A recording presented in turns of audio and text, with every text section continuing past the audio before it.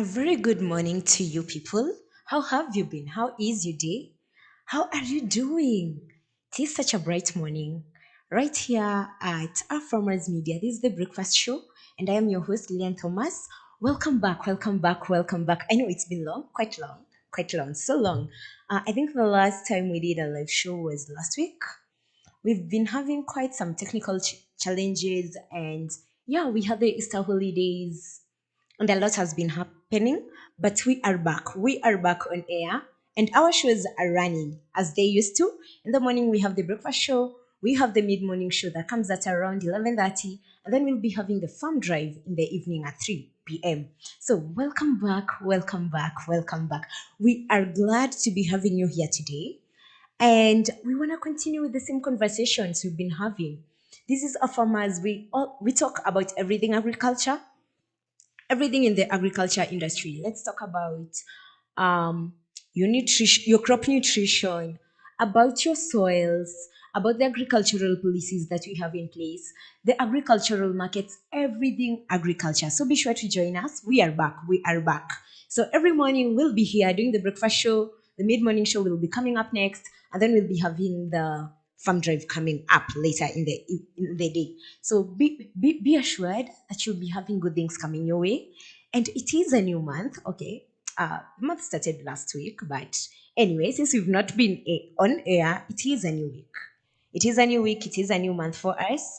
I don't know. I don't know. What have you planned with your month? What are you planning to do? I believe, no, actually, it is Africa. It is April, and I know it is the planting season for almost every farmer who relies on rain-fed farming, right? What are you doing? What have you planted? How far are you with your processes? How is the going in your farm activities? We want to know. Just tell us your stories. We want to tell your stories.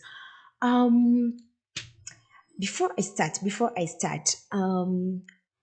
just remember the thing. As I was coming early in the morning, we had someone coming to, I don't know. It is a matatu thing. It is a matatu thing. Someone walks in and someone sits beside you. Someone is sitting beside you. They are coughing and they are not even covering their mouth, right? And I don't know, maybe for everyone who was taught etiquette, you know how things are supposed to be done. And then considering right now that we have COVID around, you know how things are supposed to be done. So if you are coughing, you're supposed to be covering your mouth. But this person right here is coughing the way they want to. They're not covering their mouth. Nothing is happening. So yeah. So it's just a reminder. COVID-19 has not faded away. It has not faded away. Currently in Kenya, we have the third wave. The third wave, we have been recording very high numbers, positive cases, very high positive cases. The number of deaths are going higher day by day.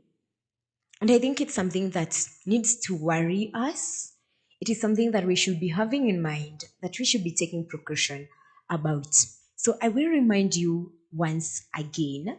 Um, COVID is deadly. COVID is deadly. And if, because I know right now the hospitals are quite full. The hospitals are quite full. For you to actually get treatment will take you a while, right? You don't want to put yourself in that situation. Can you just put on your mask, make sure it covers your mouth and it covers your nose. Sanitize your hands. Wash your hands whenever possible if you can sanitize, and then keep social distance. Kwanza, today it's a Friday. It is a Friday, and I know on Fridays, uh, we say ni siku ya kupiga sherehe. Yes, ni siku ya kupiga sherehe. It's a furahi day, eh? Najua mtataka kupiga sherehe, but remember, because I know you will want to party and it is not the conducive time for you to do that. It is not. Take your drink, go back home if that's what you want to do. Just have your drink at home. If you have no business during the weekend that actually needs you out of the house, it will be better if you stayed in the house, actually. And it's weekend. It's weekend. It is family time. It is personal time, and everything good. Okay, so it is Friday. It has been a whole full week. I don't know what you've been up to. What have you been doing? What have you been up to during the week? I have this thing that I usually have when I start my week on Monday, I always do something like it's an inspirational Monday for me. Like let lay out everything that I need to do on Monday. Keep myself motivated to do everything I need to do on Monday. On Fridays, it is the weekend. So for people working in a corporate environment, quite structured, Friday is like the last day you're working, right? So for me, Friday, it's usually you do a reflection of everything that you've been doing during the week. How good has it been? How bad has it been? What have you achieved? What were your setbacks? And then it will help you to plan for the next week. So, as a farmer, I don't know, because I know most of the people who are listening to me are farmers, and even someone who is not a farmer, I would encourage you at the end of the week. It's on Friday. You're trying to wrap up things. Go through what you've done during the week. List your achievements. Very important. List your achievements. What have you been able to achieve during the week? What were your setbacks during the week? How did you solve them? Yeah, please make sure you have quite a clear record. It will help steer you towards the direction that you want to go to. So, more specifically to a farmer, what have you done during the week?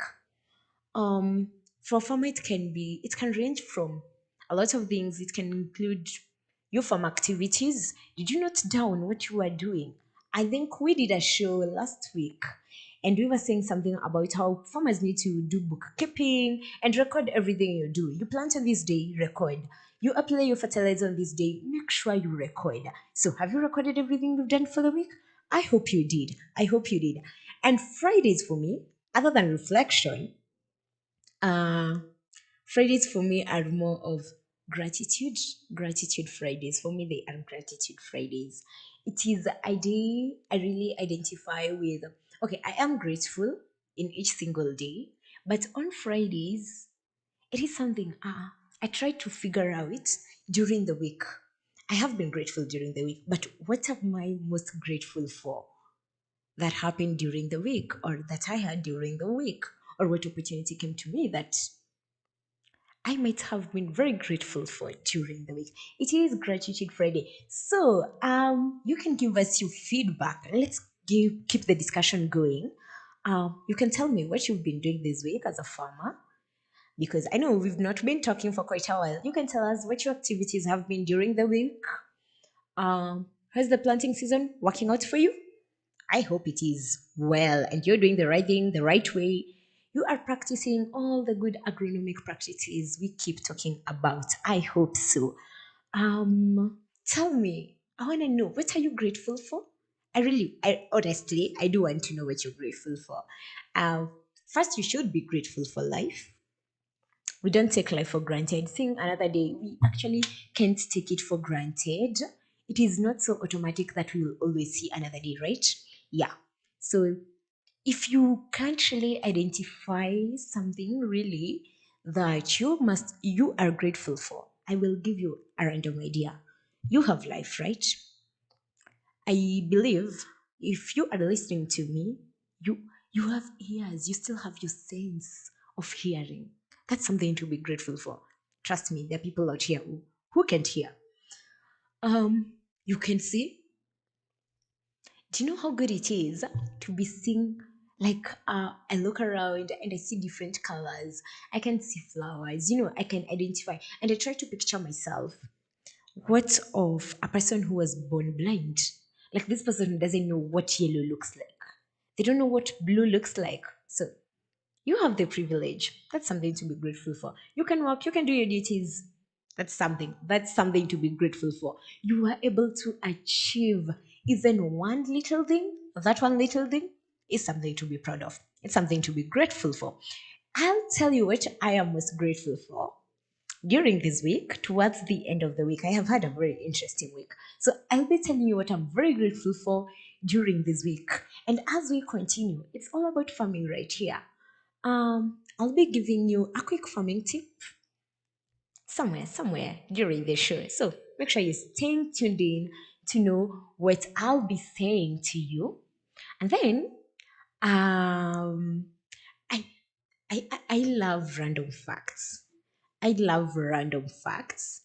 They fascinate me, honestly, they do. And so, what else do I have for you?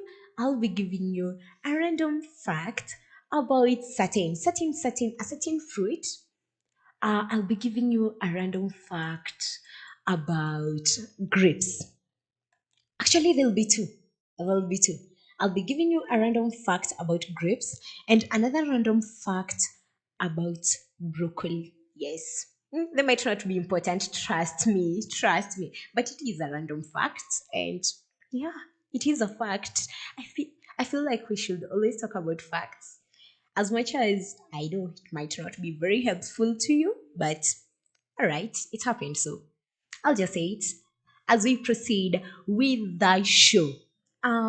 Today, I want to talk about. Last week we had Grace Modoni did something on climate change during the breakfast show. Yeah, and today I'm also doing something about the climate, and it's the breakfast show. So yes, Grace Modoni last week did something about climate change and how to curb the climate in agriculture right now, right? Today, it is more of a continuation of what she did, an elaboration. I'll be doing climate smart agriculture. Um, Agriculture is the backbone of most African countries. And you'd be surprised that actually we have very many cases of hunger and starvation in Africa, where agriculture is the backbone. And you see, it is like we have a gap.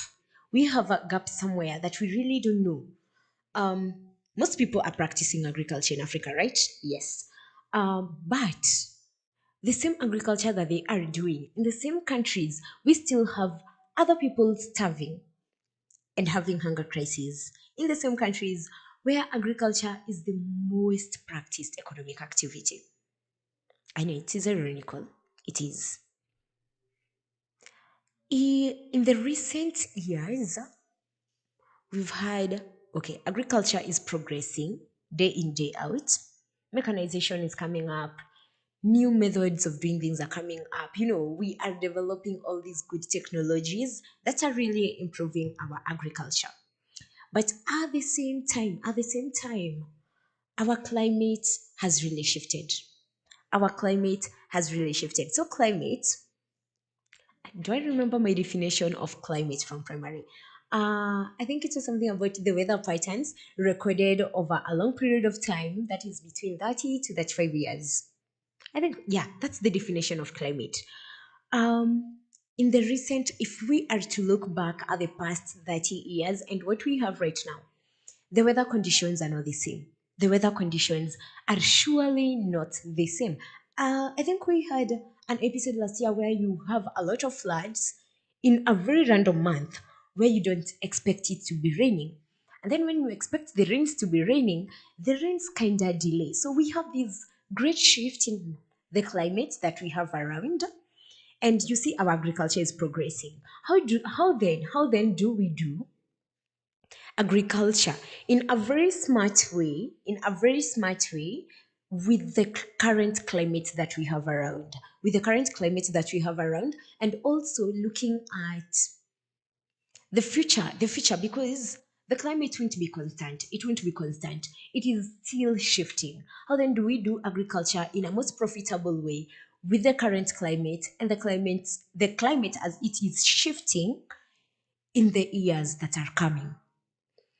In 2017, was it? Yeah, it was 20. No, actually, last year, 2020, um, FAO actually recorded 690 million people to be hungry, right?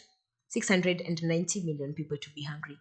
And then they are looking at, by the time we are getting to 2030, we will be having actually billions of people going hungry. And why is this happening? People are still practicing agriculture, but the climate very, very unpredictable. And I started by saying, especially in Africa, most of the farmers that we have around actually rely on rainfall for them to do agriculture. Most of them practice rain-fed farming. Most of them practice rain-fed farming. Actually, if you are to walk around right now, most farmers are planting right now. It has been raining. Most farmers are planting right now. Yeah, yeah, it is the time for the long rain. So they're planting right now. And then they always plant again during the short rains that come around October. So we are actually doing agriculture, but at the same time, we have people who are starving in the same world where we are doing agriculture. And I don't know, where does the disconnect come in? Where does the disconnect come in? Because I remember some few years back, 2017 actually, Kenya, right here in Kenya, we declared um, drought as a disaster. It was a disaster that were having in that year. And most people, when you come to Kenya, Kenya's GDP, like agriculture contributes 25% of the GDP, meaning agriculture is practiced way, way, way too much, right? Way too much. That is like agriculture on its own. You've not gone into industries that are having agricultural materials as their raw materials. Um, we had a hunger in 2017. In the last 10 years, we've had several cases of hunger all over Africa, and yet everyone is doing agriculture. Especially the 2017, I don't know what was up with that year. Because in that year, we actually recorded 23 countries in Africa having hunger crises. It was more of a drought crisis. So, especially, no, if you have drought and you guys are relying on rainfall for you to farm, that means you guys are going to be having hunger crises and starvation crises. How then do we do that? How then do we do that? Um, so FAO sat down, FAO sat down, and they came up with a plan. They came up with a plan in 2011. In 2011, and for them it was to address the climate issues we have in the world. And they came up and they planned something around something that will take us for a period of time, more than 30 years, something that you can work around to stabilize ourselves and get something out of the agriculture that we do. And they labeled it as climate smart agriculture. And that's just exactly what I want us to discuss about. And if you are a farmer, wherever you are, I'd like to know, the climate has been changing. The climate has been changing.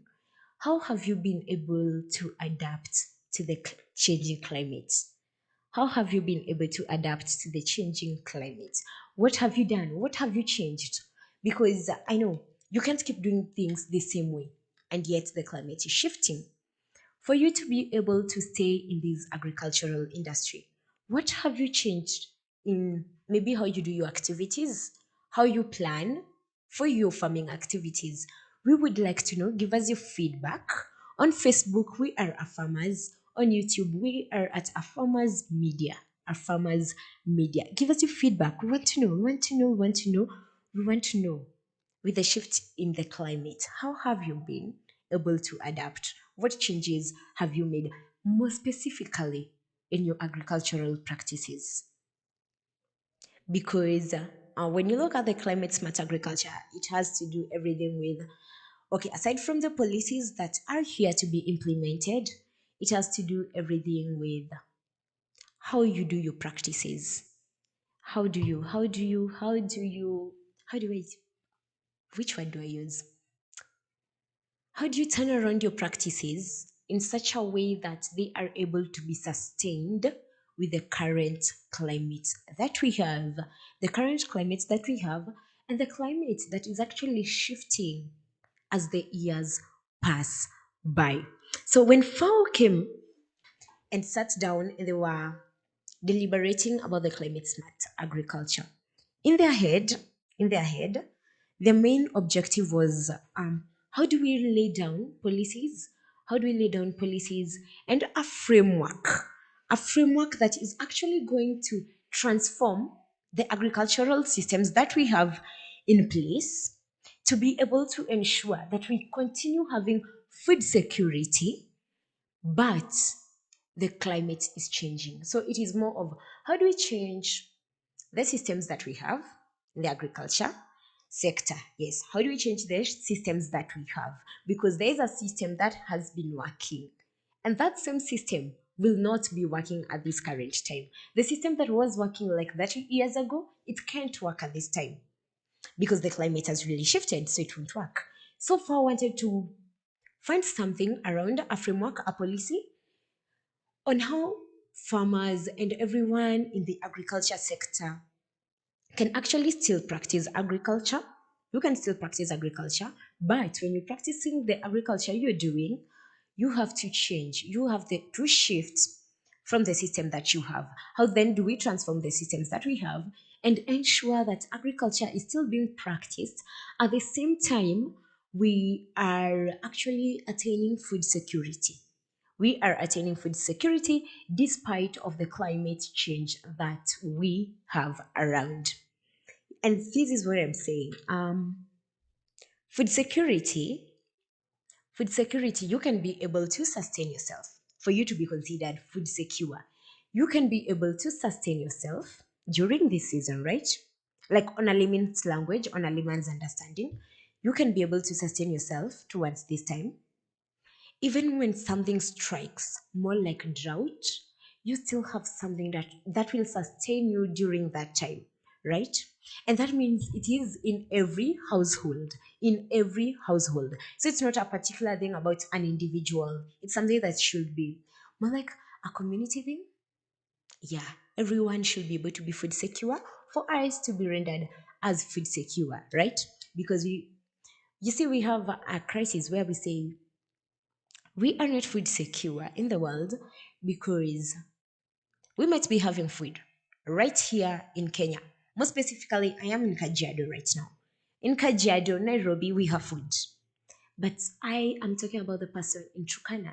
Does the person in Turkana really know what they're going to be having tomorrow for their meal? No. Do they have a way of getting that meal? No. Are they assured of having 3 meals today? No. 3 meals is actually even a lot. Are they assured of having even a single meal today? No, meaning we still haven't achieved food security. We still haven't achieved food security. And that's why most governments and agricultural organizations are coming up to try and give us policies that will enable us to attain food security despite of the climate that we have right now. And that is what climate smart agriculture does. That is what climate smart agriculture does. I'll give you a certain illustration. So, yesterday I was watching the news. I was watching the news and I saw a coverage. I saw a coverage um, in Kenya. There are places where, agriculture is being done. Like, really, really, it is being done very well. Very well. And then there are places you don't expect. Okay, maybe they might be doing agriculture, but not as good as it should be. Yes. So we have a certain place around Tana River, Bura. Bura, there is an irrigation scheme, yeah, but around Tana River, it's not a place where agriculture has been done in the past years for so long. And right now, I saw something on the news yesterday. These people are doing agriculture and it is very impressive. I was really impressed. Like, the place is a dry place, but when you look at the crops that they have in their shambas, trust me, trust me, people out here are working themselves out. Like, the place looks brilliant. Like, the whole place is looking this marvelous green. You know what vegetation does to any environment, right? Yes, it was looking so nice. And I was listening to what they were saying, and they said they noticed what their problem was. Their problem was water. They had water issues, and they realized if we keep depending on rainfall for us to do our farming, we might never ever achieve food security in our region. So they decided we'll actually be harvesting water. We'll be harvesting water. We said that I think there is a mid-morning show we did with Noah Kadima on rain-fed farming. If you didn't watch the show, please, It is uploaded in our Facebook page on YouTube. Make sure you watch it. And we're addressing the rain-fed farming in Africa, the issues that farmers find when they are practicing rain-fed farming, how advantageous it is, and how do you actually solve the issues you have when practicing rain-fed farming. And I think in one of the things we said, we were talking about how at sometimes the rain doesn't come and water is inadequate. What do you do? And we actually encourage you guys to do rain harvesting if you can. And for us, we try to, as much as possible, encourage working in groups. Working in groups is way cheaper, it is way effective. Yes, and there is unity in strength, right? That is a very, very common African proverb.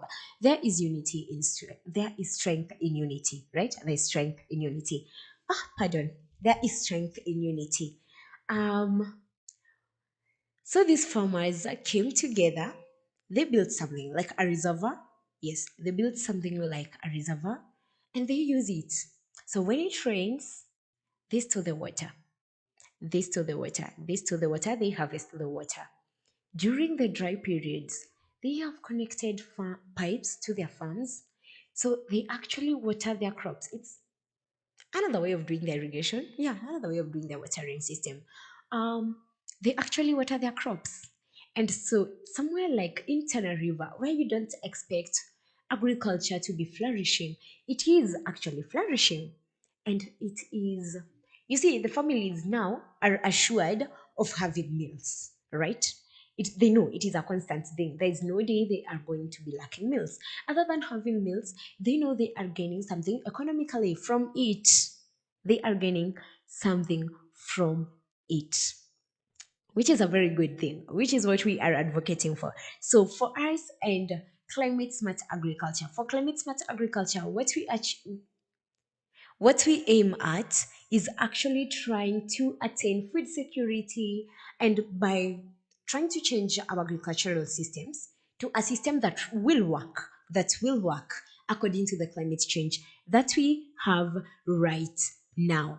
And yes, I told you as I started the show, I have um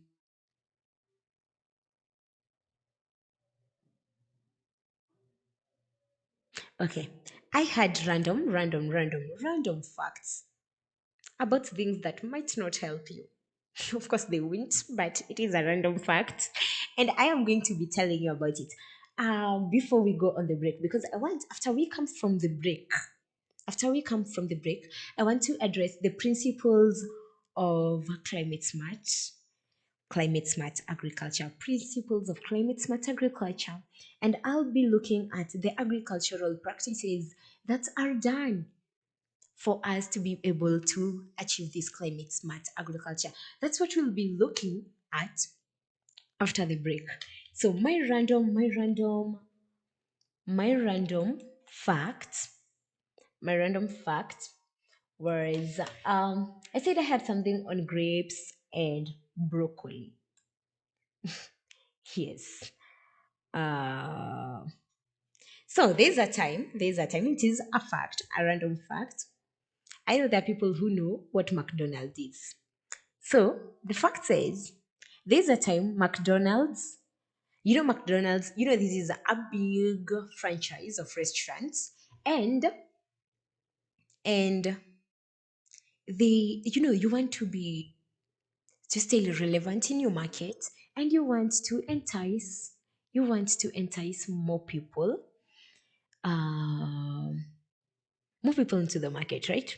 You want to introduce people into new products and still remain relevant and still retain your customers. So McDonald's, they do they do good food, really good food. Um, at a random time in 2014, in 2014, um, they introduced something. And they actually introduced bubblegum flavored broccoli. How do you love your broccoli? I wouldn't. I love my broccoli as it comes. McDonald's in 2014 introduced bubblegum flavored broccoli. And did people like it? Nah. Hmm. No, no, no, no, no, no. People didn't like it. Why? Because it's broccoli. It is meant to be broccoli. It is not meant to be bubblegum. It's not meant to be anything else. It is meant to be broccoli as it tastes, as it comes from the garden. Like, that's the authenticity of the broccoli that we get from our farm. I don't know why you want to make it taste like bubblegum. We already have bubblegum around.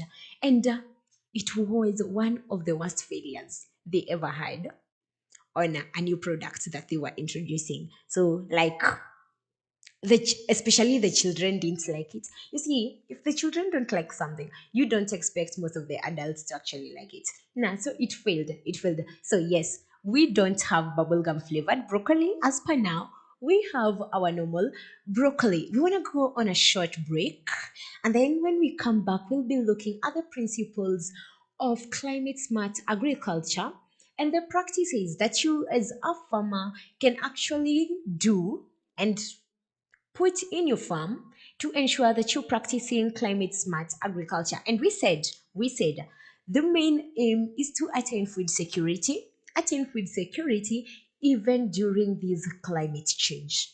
Even during this climate change.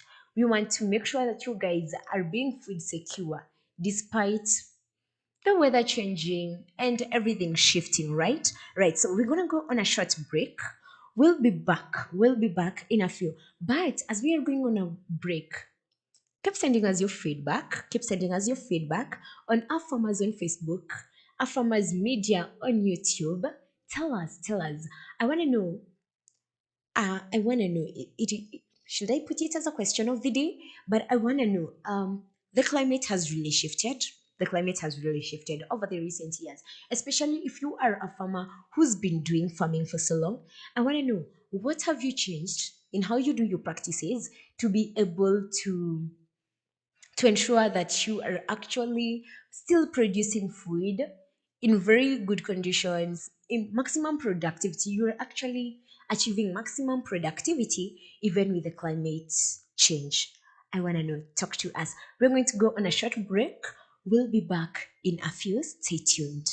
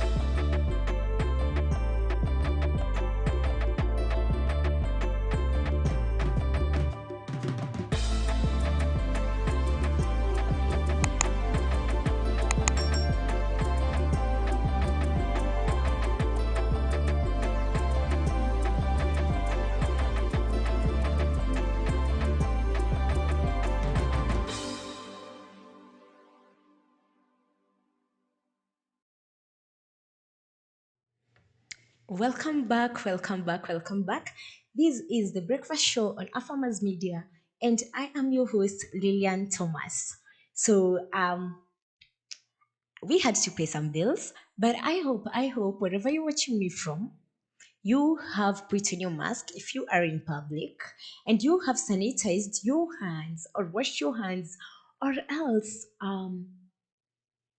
you should be keeping social distance. I'll remind you again, COVID is around, so make sure you are paying attention to the precautionary measures that have been put place by the government. So yeah, before we went on the break, I introduced my topic of the day.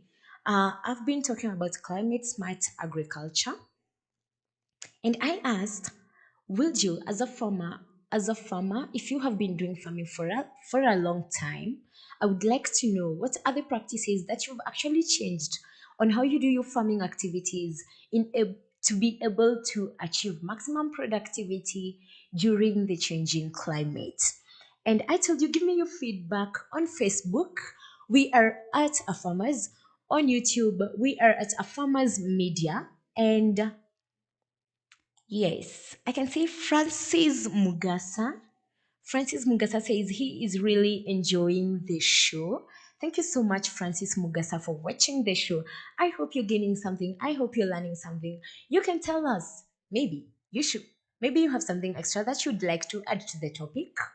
Give us your feedback. Give us your feedback. Tell us where you're watching the show from. And feel free to ask whatever questions you might be having, and give us comments on the topic of discussion. And also, we said if you have something that you'd really like to be addressed, like a certain topic that you would love our presenters to talk about, feel free to send us a message. Send us a message. Tell us, what do you want to know? What do you want to know? What do you want? Yesterday we did something on fish farming during the farm drive. So if you are interested in fish farming, it's something that you'd like to look into. You can watch the video. It was uploaded yesterday, and we are back. We are back. I know we've been away for quite a long while. It's been almost a whole week. We are really sorry for being off air for that long. We are really sorry. But you see, we are back, bigger and better, and with more positive vibes. And what else? What else? What else? Uh, to educate you at Farmers at Farmers Media, what we do is we tell the story of an African farmer. We tell the story of African farmers. And the aim of us telling these stories, we are trying to educate each other, right? So we want to pass knowledge.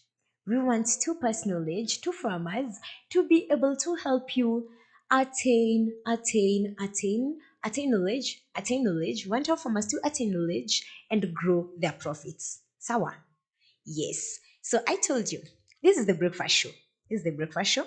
It runs from 8:30 to around 10:30. The mid-morning show, Noah Kadima will be coming in for the mid-morning show from 11:30 to 1. And then we'll be having Conrad Kibe on the farm drive as from 2:30 to 4 o'clock, right? Sawa. So make sure you're watching our shows, eh? And if you have anything that you would like to ask us, hey, we love feedback, Bana. We love feedback. So make sure that you are sending us your messages. We'll look at them.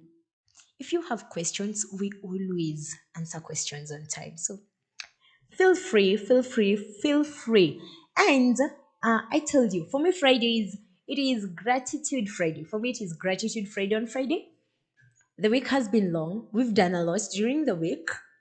As a farmer, I don't know what you've been up to during the week. I don't know what you've been doing. I don't know what you've achieved during the week. But I want to know, what are you grateful for? What are you grateful for during the week? It's okay.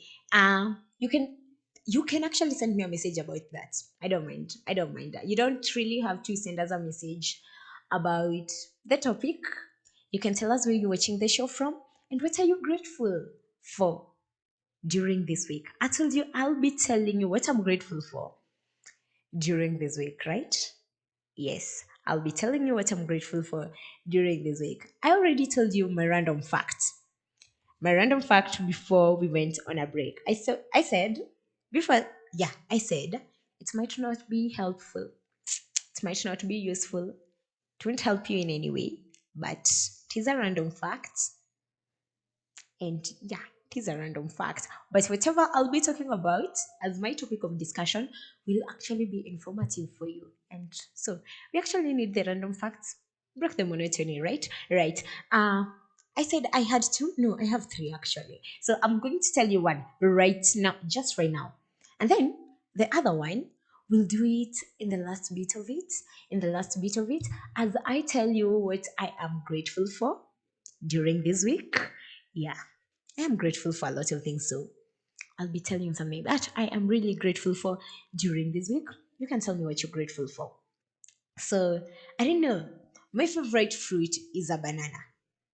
My favorite fruit is a banana, followed by watermelon. I love watermelons. Magical.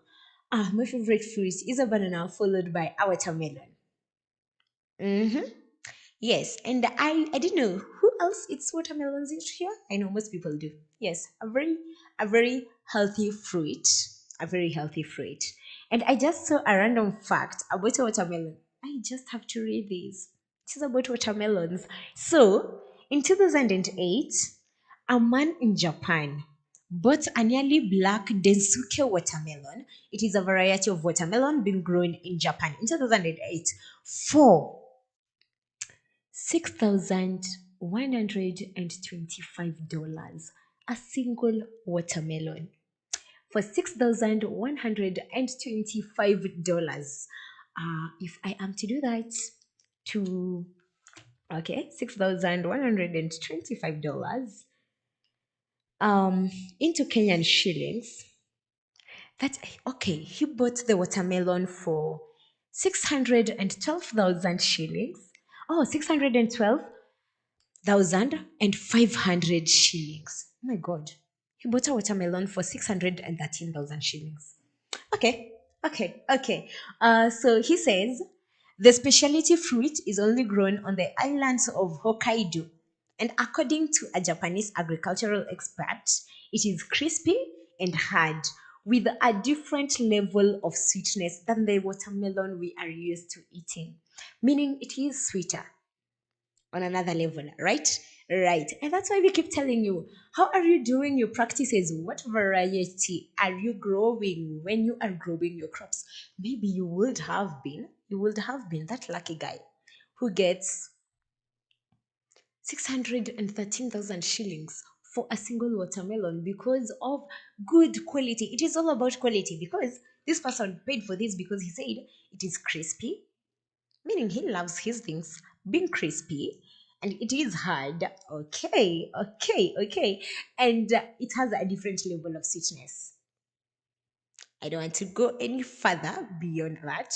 It has a different level of sweetness, meaning it's sweeter than the normal watermelon we have.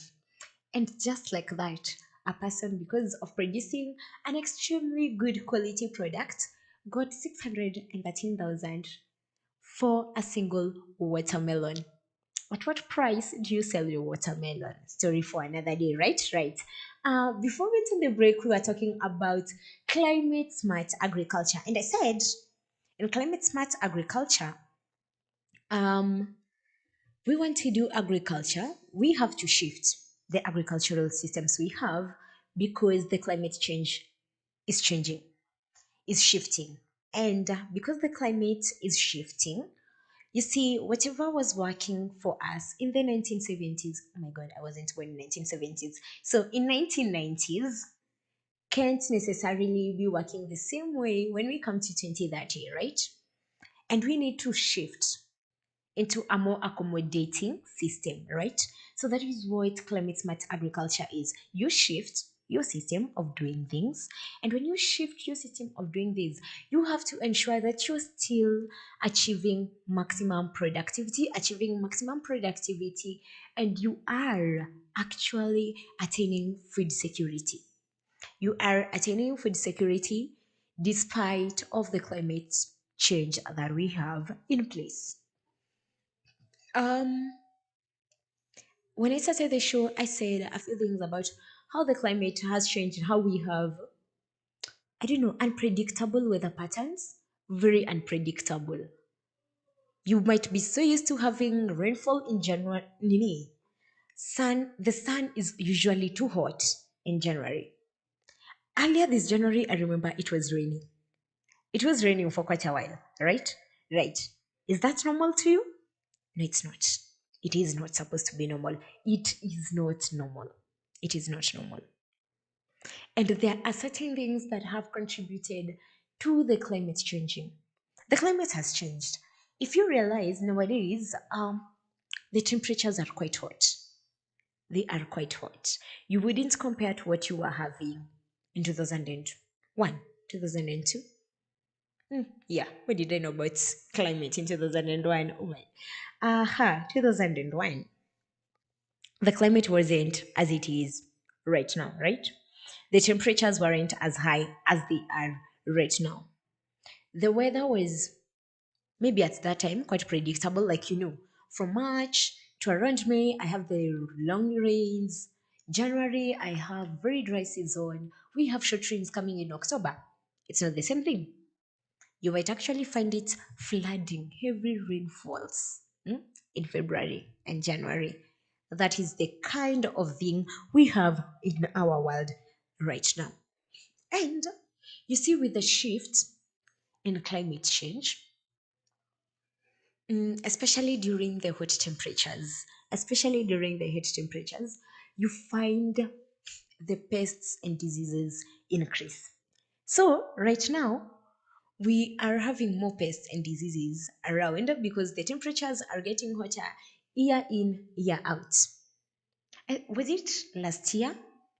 Last year, and I think earlier this year, I have seen still people having locust invasions in their farms. Out of nowhere, out of the blues, locusts are in your farms doing their thing, eh? It is not easy as a farmer. It is not. And you see, it is very unpredictable. You didn't see it coming. It just came. The pest, and then there's a thing about pests. I did something on integrated pest management last week during the mid morning show. If you didn't watch that, make sure you do because these things have to go hand in hand. Everything we are talking about here, these things relate. Because if you have an unpredictable invasion by pests, I talked about how to be able to control pests even before they come into your farm. On a show I did on the mid morning show on integrated pest management. Make sure to watch the video. Um, the reproduction rates in pests and insects is usually very high in hot temperatures. And I think that's why we have an increased number of pests and insects right now in our environment. Right? Right. And then um recently I think I've also observed the weather conditions can be very extreme. When it rains like it pours, like it literally pours. It goes extreme, extreme, extreme. It can extreme to a point where there's a point we had Turkana in Kenya is known as a very dry place. And then we had at a point Turkana was flooding. Like when it decides to come, it should I say overdo? Yeah, it overdoes. It overdoes. It goes to the extreme. So this is the varying weather we have. And you see when the weather is shifting like that, it has effect, especially on our agriculture. Because if the weather is very unpredictable and we can't really tell, and it is becoming extreme, now imagine an extreme in floods or an extreme in droughts. What does that do to our farms? You are not going to achieve your maximum productivity. So you'll be having low yields, either because maybe you didn't have enough water or your crops, they were waterlogged, your crops didn't grow well. Maybe even your farm was washed away. We've had a case where rain came and washed away everything on the farm, right? Right. So that is what is happening. And even for people who are doing livestock keeping, you find like the productivity of the livestock is usually low. It is usually very, very, very low. Very low. So It is reducing day in, day out, day in, day out. And for most cereal crops right now, the nutritional quality has really reduced. It has really reduced. You see, the climate change really has a certain effect on the agriculture industry that we can't really avoid, that we still need to be talking about, that needs to be addressed. Sawa, sawa. I told you FAO came up with a system to help us. And we are going to talk about the principles that actually run this thing, climate smart agriculture. What principles are we working with? What principles are we working with for us to be able to attain climate smart agriculture? The first principle is actually increasing agricultural productivity and incomes. I told you when we started, what is the main aim? Ensuring we are having maximum productivity, attaining food security, right? So the first principle of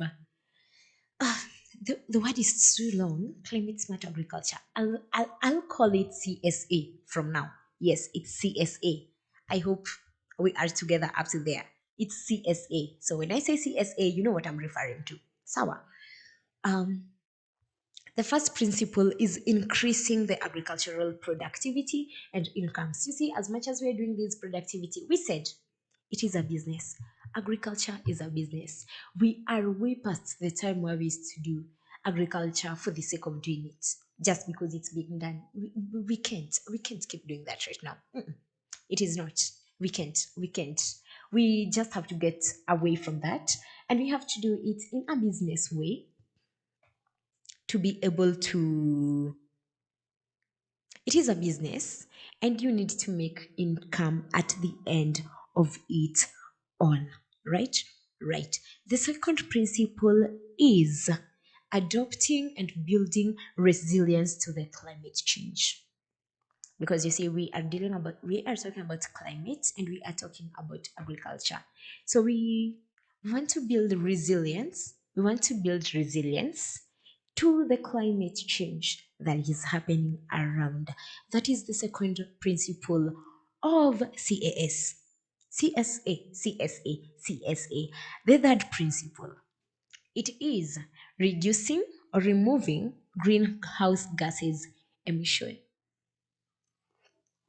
Ah, so when we're talking about climate change, the temperatures have gone high. What is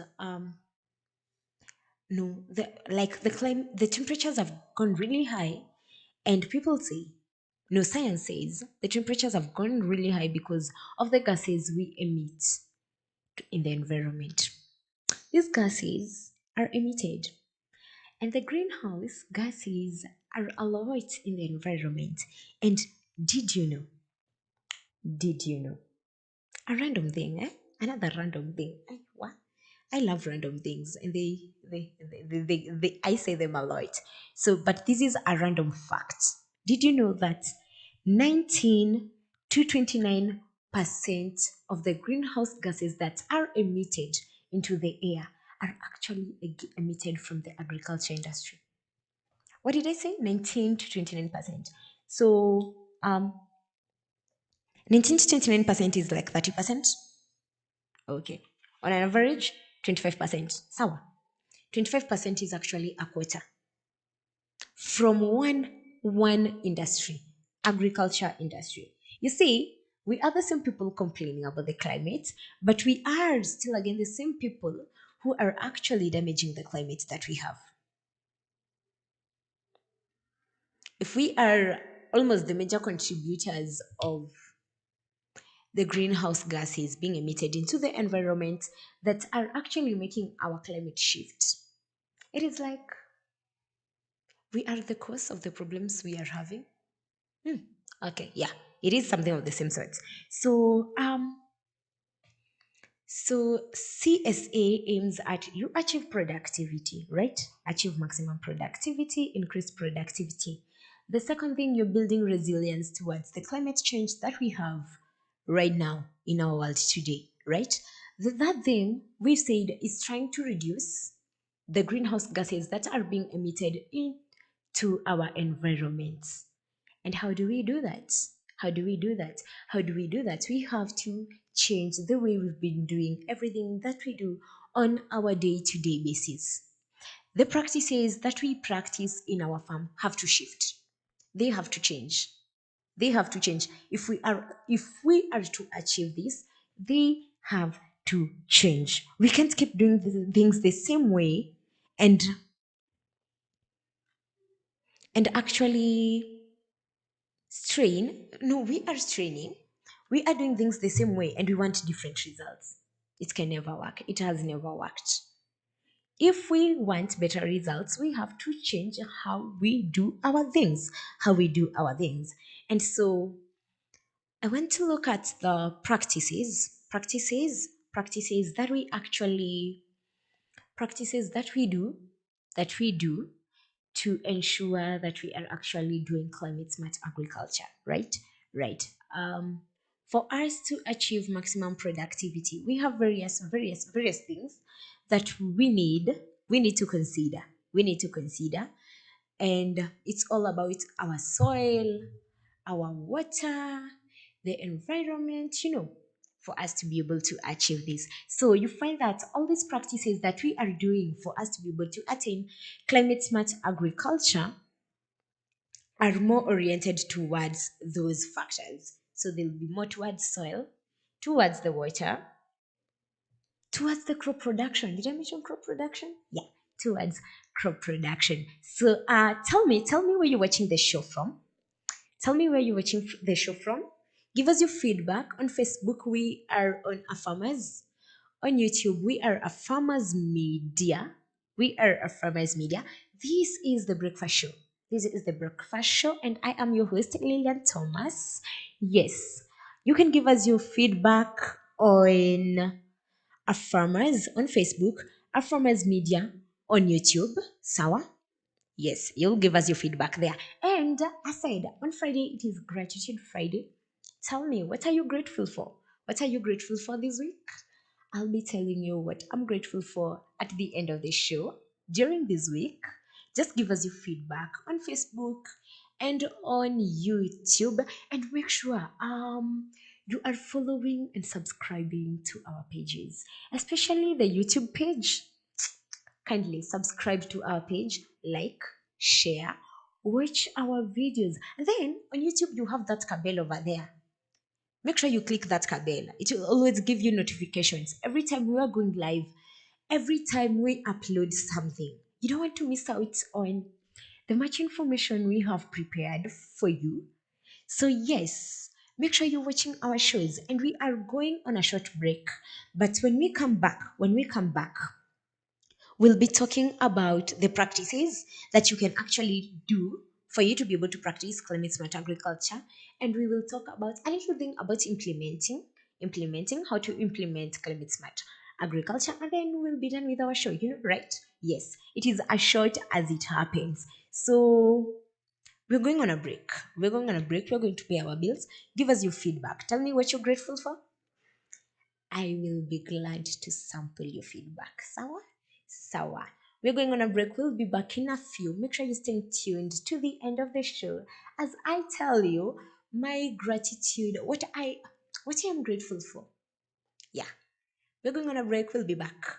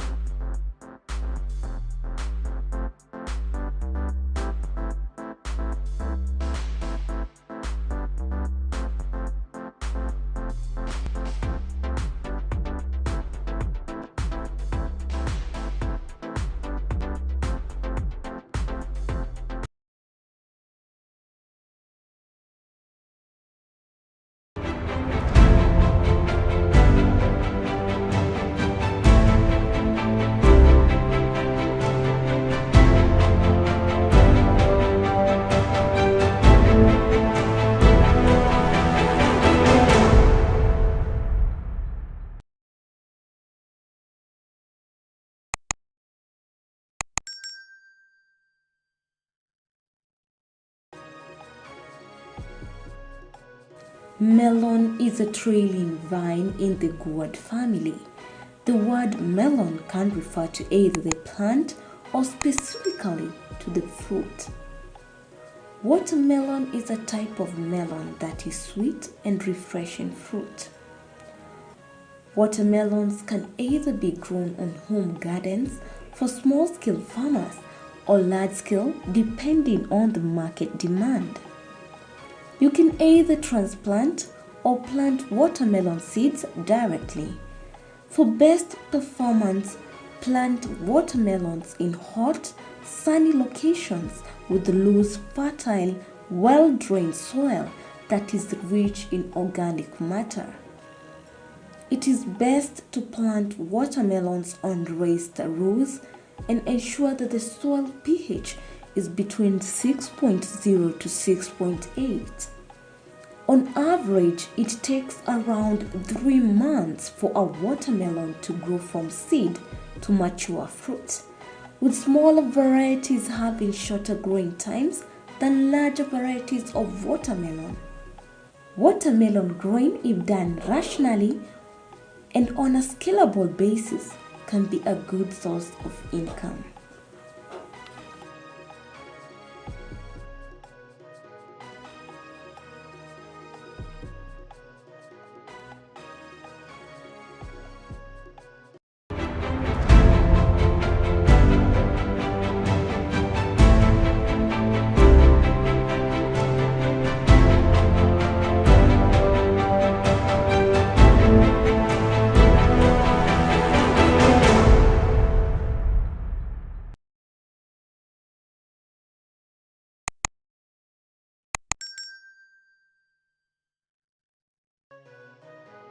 Celery is a marshland plant that comes from the same family as carrots and parsley.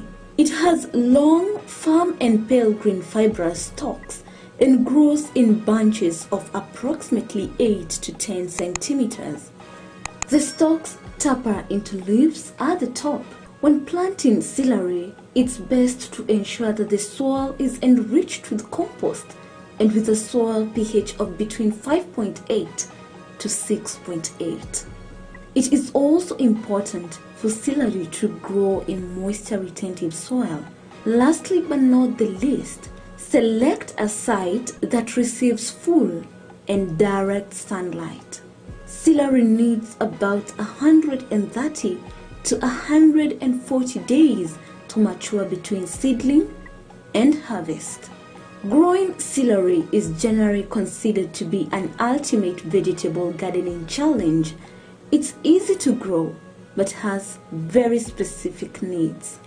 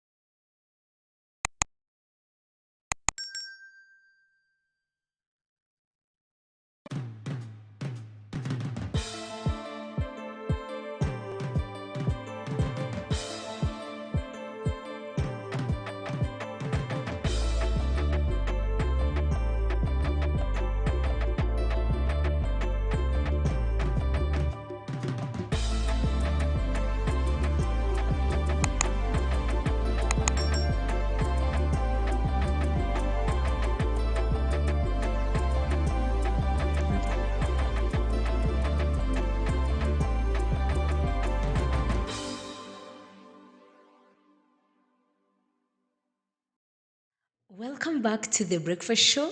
I am your host, Lillian Thomas, and we've been talking about climate smart agriculture.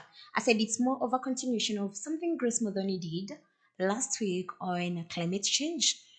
And yeah, so today I decided to address climate smart agriculture. And we are glad that you've joined us back. Even after such a long while that we've been off air, we are glad that you are back with us again. I said, send us your feedback on Facebook.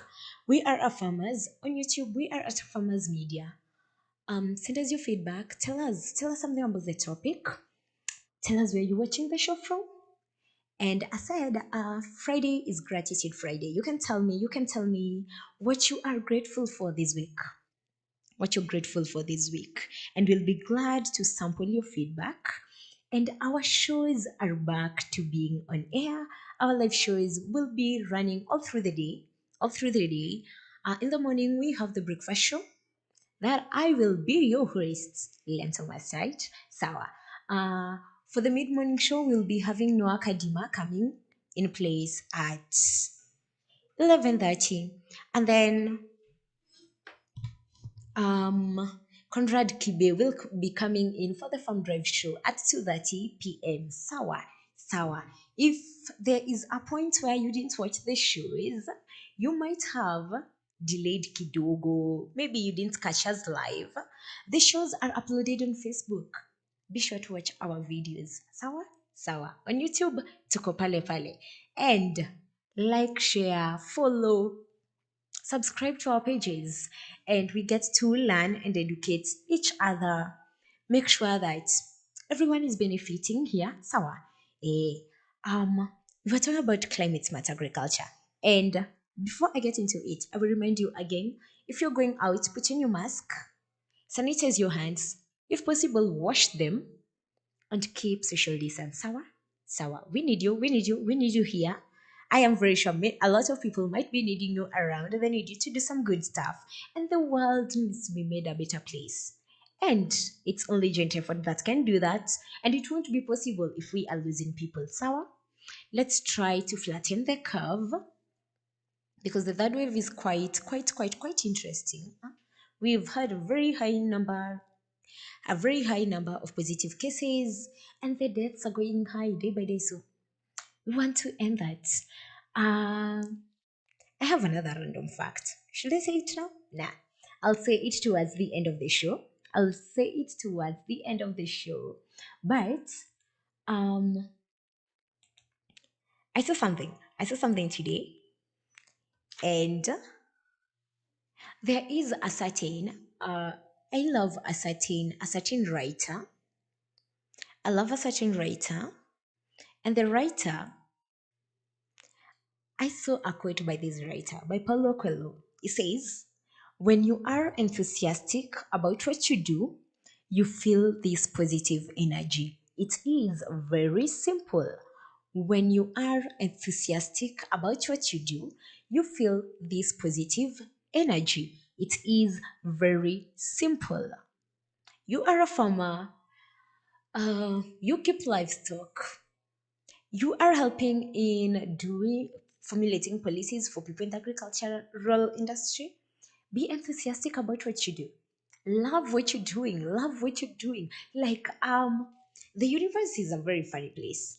You give it positive energy, it gives you positive energy back. Eh? You be enthusiastic, good things come your way. So yes, be enthusiastic. So I repeat again, when you are enthusiastic about what you do, you feel this positive energy. It is very simple. When you are enthusiastic about what you do, you feel this positive energy. It is very simple. Positivity, eh? Positivity. Muhimu, muhimu kabisa. And I said, I'll be telling you what I have been most grateful for during this week. Yes, for me, Fridays are usually gratitude Fridays. It's everything gratitude, gratitude, gratitude. Um, I want to go back to our topic. Our topic was climate smart agriculture. Sawa. Climate smart agriculture, we said it's something that FAO actually formulated for the agriculture sector. And its main aim was because we have a very big shift in the climate as at now, as from what we can see, and we want to ensure that we are still achieving food security even with these weather conditions, the changing climate and everything. So we achieve food security, and you see, you can't keep working the same way you were working and things are changing. No, you can't remain static when everything is becoming dynamic. Like apana, you just have to songa nayo. So if you notice right now, the agricultural systems are also shifting. And as a farmer, I did something last week and I said, you have to be very adaptable as a farmer. If you are in the agricultural sector, you have to be very adaptable. Adapt to these new things coming around and stuff. And I said the principles of CSA are increasing agricultural productivity and the incomes that you gain, sawa. Building resilience to the climate change, sawa. And then the third one was removing or reducing greenhouse gases that are emitted into the air. And I told you, I asked you, did you know? Did you know? Yes, I love random facts. I love did you know? Like random things that you might not have known. And I and quotes kidogo kidogo, sindio? And that's what we'll be sharing about on the breakfast show. So it is something you can always contribute. Atakama, you are very blank on the topic of discussion, you will always find something to talk about. Sawa, for you to keep watching the show, sindio? Um, I asked you, did you know that actually the agriculture sector emits 19 to 29% of the greenhouse gases that are emitted into the air? And remember, these greenhouse gases are the ones actually making our climate to shift. But did you know, actually, agriculture sector is emitting 19 to 29%. Very interesting fact, Sawa. And it is something that should be on your mind as a farmer. The activities you're doing, whatever you're doing, how are you contributing to these? You see, we'll keep complaining about climate shift and stuff, but as a farmer, the things you're doing, are you in these 19 to 29%? Are there a few things that you can change on how you do them to try and reduce this percentage, right? Yes, and that's exactly what I want us to talk about right now. Like right now, what are these things that we can change, and try and build to help us build resilience towards the climate change that we have, and achieve productivity, maximum productivity. It's just not productivity, it is maximum productivity. Sawa. Um, and I told you the environment we are talking about, because we are talking about the environment and agriculture. So we will always have the soil in place, we have water in place, we have crop production in place, everything, climate and the soil, the agriculture part of it. The agriculture part is really big because in agriculture we have crop production, we have livestock keeping, livestock management, livestock keeping, and then we have the fisheries and aquaculture, we have forestry and agroforestry, and yeah, we have soil, and I want to address some few things that we can do on these different branches that we have to be able to help us achieve attain CSA, climate smart agriculture. Yes. Um, Maybe there's something you are doing as a farmer. You can share with me your feedback. I want to know what are you doing as a farmer that is helping you build your resilience even when the climate changes, even abruptly during your planting season, you still achieve maximum productivity at the end of the season. Sawa, you can let us know. Let us know. So I started the show by saying yesterday I was watching news and I saw people in Tana River doing very, very good agriculture, a place where you would not expect people to do such agriculture. It's the same thing like Israel, the country. Israel didn't have very good conditions. But when you look at Israel right now, Israel is actually exporting majority of the fruits that people consume. How did they do it? Uh-huh. Now you know the tricks. You know the tricks. If you're doing something, you have to do it and do it well. And I've said about something, a quote about being enthusiastic about what you do. You are enthusiastic about what you do, you will deliver. Sawa, you will deliver. You love what you're doing, you do it with full energy, commitment, dedication. But of course, you will deliver. So, the Tana River project that I saw, people were actually, I said, the rainfall is quite scarce, but these people have been harvesting water. They've been harvesting water. And so during the dry season, they use this water to do their farming activities. Sawa. Um, so the first thing that we will have to look at, if we're looking at the practices that we have to look at for us to be able to practice climate smart agriculture, one of them has to be improved water management. Improved water management. Water management, one, I have said one of the things that you can do is harvesting water.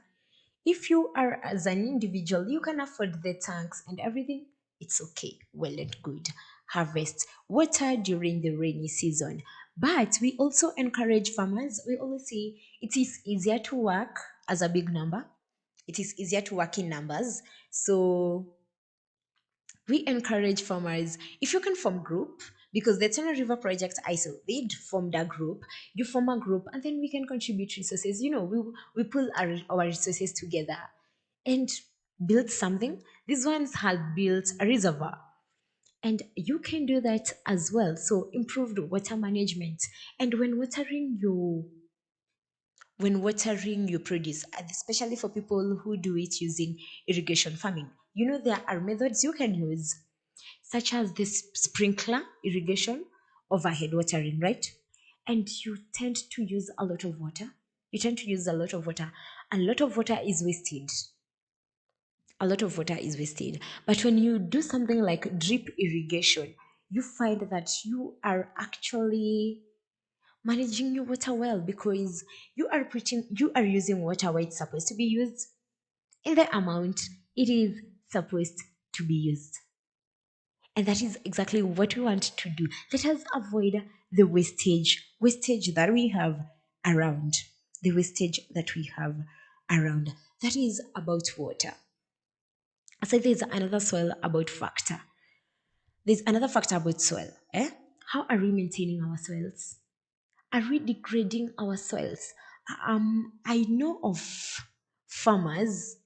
You go to their shamba, especially when you are going to do a soil test. Hey, bana, people have pathetic soils out here. Like someone has overutilized the soil. You know what I mean by overutilizing? You are planting season after season after season. The fertilizer application is not very, it's not done very well, so it is minimal. You are depleting the soil of everything, including nutrients. And you go to someone's farm, the soil like has like completely doesn't have nutrients. You have to start from square one. uh it is overutilization of the soil that we have, and we are trying to reduce whatever is happening, because when you overutilize your soil, you degrade your soil. You degrade your soil. And soil is a major factor, especially for people who are doing crop production. I know most people who do crop production, most people actually use soil as their anchorage material. And if you're using soil as your anchorage material, you have to conserve your soil. You have to conserve your soil. And you can conserve your soil by several ways. There is reduced tillage. Reduce on the number of times you have to till your land. Reduce the number of times you have to till your land. So it is more of a conservation method. Conservation method. So you reduce the number of times you have to till your land. And when planting crops on your land, I think we said something last week on a certain show about crop rotation. When you plant, to say this place, I have planted maize during this season. Sawa. Maize, they absorb the nutrients and stuff. And I want to get other nutrients in the soil. I can always rotate. I can always rotate. So if I plant maize right now, I can plant beans after I harvest.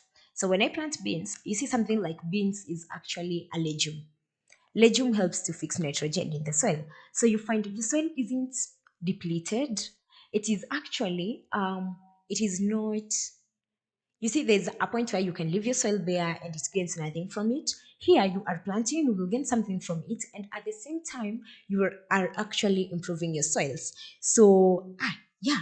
So crop rotation. Don't grow the same crops day in day out on your soils. Don't. And there's always a risk of doing that because if you're growing, I am growing tomatoes here this season. I again come back and grow tomatoes here another season and another season and another season. One, you can always get a lot of pests and diseases harbored in your soil because they have a conducive environment. If especially you have pests that actually rely on, they attack tomatoes and you keep planting tomatoes and tomatoes and tomatoes, they will never shift. They will never shift. They will never move. They will always be in that soil. But when you change and this time you're like, um I am going to be planting something else. I plant tomatoes this time. Next time I plant a certain crop. You see, the pests can't stay here. They will have to move and try to find somewhere else. And your soil will be maintained. And the diseases actually also won't stay for long. You see. So to maintain your soils, um, do the crop rotation thing, reduce tillage, and cover cropping. Cover cropping. Cover crops are crops that you grow. They are low lying, so they grow somewhere close to the soil. They don't grow up, sana. They grow somewhere close to the soil.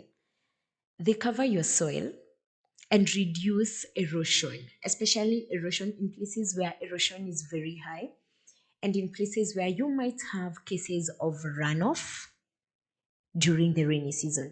Cover crops come in handy. They will help you maintain your soil in your farm. Your soil is not eroded. Your soil is not washed away. Nutrients from the soil are not washed away, and everything is maintained. And you see, when your soils are maintained and the nutrients are maintained, your crops can always grow well. You can always achieve maximum productivity, which is what we are aiming at. I should also mention intercropping of crops. Intercropping of crops. Intercropping is, how do you explain intercropping? You grow more than one crop on the same plot. And it is, you see, like you are growing on one lane. Like I have a lane here, I am growing maize. On this other lane, I am growing, let's say beans. Let's say beans. You grow beans on this other lane. So intercropping. Intercropping helps provide nutrients to the soil, especially if you're growing different crops on your soil. Provide nutrients and maintains the soil. Your soil will always be maintained. And I talked about emitting greenhouse gases. And most of the times, I have seen people who clear land. You burn down trees in order for you to acquire land for you to do your farming. As much as we do that, it is not very advisable. It is not, because you burn wood, you burn trees, you cut down trees, and it has a whole effect on the climate. Remember, when you have trees, trees are, on a layman's language, like rain catchers. When you have trees, rainfall will always be there. Rainfall will always be there. So the moment you're cutting down trees, you're reducing the number of trees you have. Mvua inapotea. And then we'll start complaining, oh, we don't have rains, oh, we don't have enough water to be doing our farming. And it's because of the things that we are doing. And so right now we advocate for agroforestry. You want to plant your crops, it's okay, well and fine. Plant your crops, we are good. But as you do that, can you incorporate some trees within your crops? Yeah, you can? Okay. Incorporate some trees within your crop. It will help catch the catch the rain for you, and it will help in maintaining the climate and the environment that we have around. I failed to mention another thing, especially mulching. Mulching. Did I say about mulching? Yes, mulching helps the soil and at the same time it helps the water, right? When you mulch your crops, most people use, especially the local farmers, they will use grass and other vegetable, to mulch their crops. When you mulch your crops, you reduce the evaporation rates. When you reduce your evaporation rates, um, the water used in your crops is actually used at a very good rate. If you are watering your crops, you don't water as much as you would if you hadn't mulched. Okay. So it is a way of conserving water. It is a way of also conserving soil. And it works. It works. It works both ways. Those are some of the ways you can actually do your practices to ensure that you're having climate smart agriculture and livestock management, because you see agriculture is a whole thing. Climate smart, like it's a whole thing. Agriculture is very broad. In your livestock keeping, how do you keep your livestock? How do you manage your livestock? What kind of food are you giving to your livestock? It always goes back, even back to the feeds. What feeds are you giving your livestock? Are they improving your livestock, or are they not improving your livestock?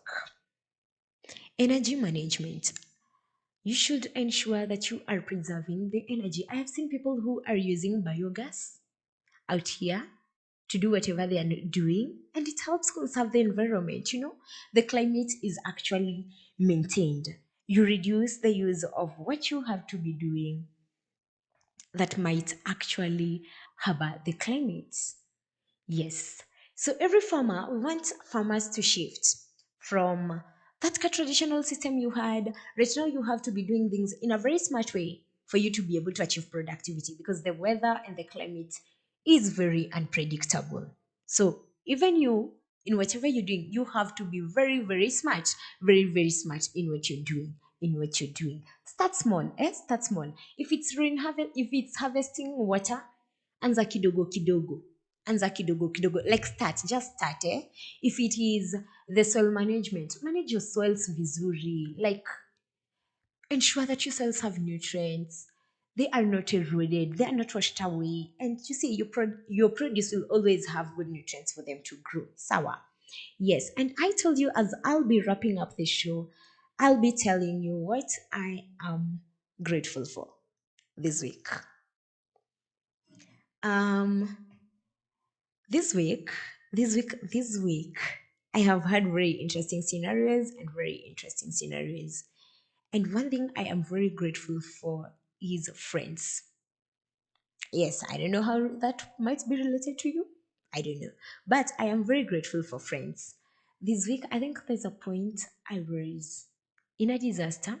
In a disaster, the times when things are just not working out. Things are just failing and just failing and just failing. And then the only person who always comes through is your friend. And then they sort out everything for you. You are low, they are here uplifting your spirits. And the thing I am grateful for is friends. And you see, the people you surround yourself with actually make who you are. Who are you surrounding yourself with? So, for me this week, I have been grateful for friends. And that has been my highlight of the week. I think friends have shown me the most this week. And it is one thing that I am most grateful for this week. I don't know. Next week we'll say what else we'll be grateful for on Friday, Gratitude Friday. Sawa. You'll catch me here again on Monday, same time, same place at 8:30 on the breakfast show. On the breakfast show. Yes, give us your feedback on our farmers on Facebook, our farmers media on YouTube. Tell us, you might be having topics that are challenging you and that you need to be addressed. You can let us know via message. Tell us on Facebook. We'll be able to cover that for you. And as said, we are back on being on air. We are back on being on air. And the mid-morning show will be coming up at 11:30. And then at 2:30, we'll be having Conrad Kibe on the Fab Drive. So Stay tuned to more of our programs. And then next week, we start a brand new week. Everything on a very high note. So get ready for that. Make sure you're staying tuned to our channel and watching our shows. And it's the weekend. Make sure you're staying safe. Put on your mask everywhere you go. Wash your hands, sanitize, keep social distance. And if you have no other business outside, make sure you stay indoors. Msiende kupiga sherehe na COVID iko kila pahali. Yes, stay indoors. Stay indoors. Stay tuned for the mid-morning show. Until next week, catch me again on Monday. I have been your host, Lillian Thomas. Have a great weekend.